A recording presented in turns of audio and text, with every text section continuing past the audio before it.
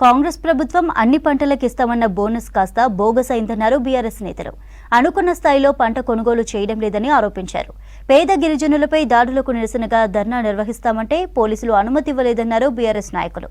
కాంగ్రెస్ తమ ప్రతి పనిని అడ్డుకుంటుందని విమర్శించారు. మహాధర్నాకు అనుమతిచ్చిన న్యాయస్థానానికి ధన్యవాదాలు తెలిపారు బీఆర్ఎస్ లీడర్లు. జాగృతి ప్రతినిధులతో సమావేశం ఏర్పాటు చేసి భవిష్యత్ కార్యాచరణపై చర్చించారు ఎమ్మెల్సీ కవిత.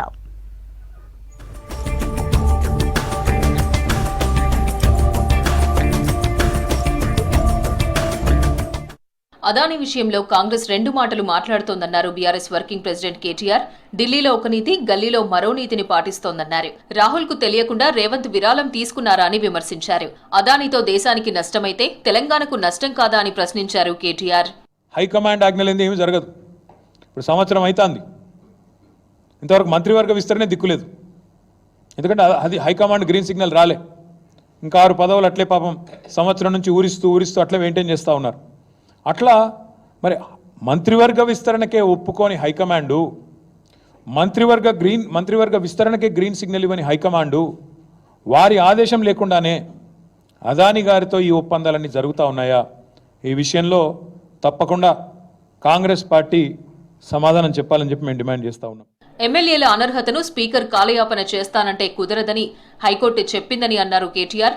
రీజనబుల్ సమయంలో నిర్ణయం తీసుకోవాలని కోర్టు చెప్పడాన్ని స్వాగతిస్తున్నామన్నారు. స్పీకర్ కాలయాపన చేస్తే మళ్లీ ఖచ్చితంగా కోర్టుకు పోతామని అన్నారు కేటీఆర్. నిన్నటిదాకా ప్రభుత్వం చేసిన వాదన, స్పీకర్ చేసిన వాదన ఏంది? మీకు నన్ను శాసించే అధికారం లేదు అని చెప్పారు. ఇవాళ హైకోర్టు సీజే గారి బెంచ్ ఇచ్చింది తీర్పు. ఖచ్చితంగా మీరు నిర్ణయం తీసుకోవాలని ఇచ్చింది డిస్క్వాలిఫికేషన్ పిటిషన్ మీద. రెండవది రీజనబుల్ పీరియడ్లో తీసుకోమన్నారు. కాబట్టి ఒకవేళ స్పీకర్ గారు నేను నిర్ణయం తీసుకోకుండా కాలయాపన చేస్తాను ఇంకా కూడా అనుకుంటే తప్పకుండా మళ్ళీ కోర్టుకు పోతాం.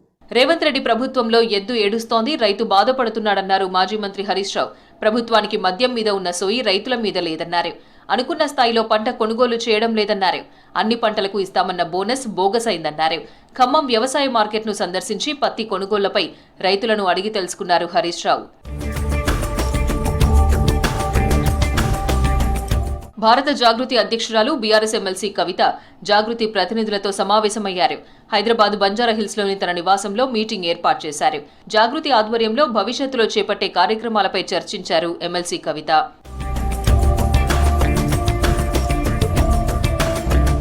కేసీఆర్ తెలంగాణలో సాధించిన నీలి విప్లవం దాచేస్తే దాగని సత్యం, చెరిపేస్తే చెరగని చరిత్ర అంటూ ట్వీట్ చేశారు కేటీఆర్. 2016-17లో 193,000 టన్నుల చేపల పెంపకం నుంచి 2023-24 వరకు 4,39,000 టన్నులకు ఎగబాకిన వైనం తెలంగాణ చేపల పెంపకంలో ఉత్తమ ఇన్లాండ్ స్టేట్గా అవార్డు కైవసం చేసుకోవడం కేసీఆర్ విజయమంటూ పోస్ట్ చేశారు కేటీఆర్.